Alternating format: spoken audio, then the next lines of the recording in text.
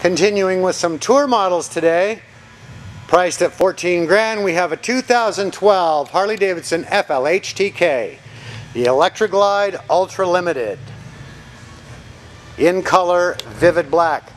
Previous owner updated and upgraded a few things for you. Highway pegs, heel and toe shifter, and from the factory Harman Kardon, stereo upgraded to a Kenwood. The bike has right under 58,000 miles as of this moment. Also upgraded, as you'll see in a moment, the rear speakers.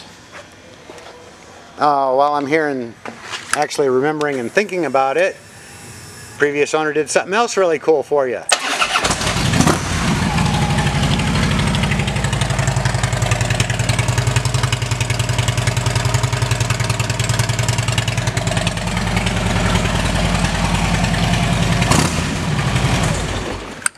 Really nice sounding exhaust system from Vance & Hines.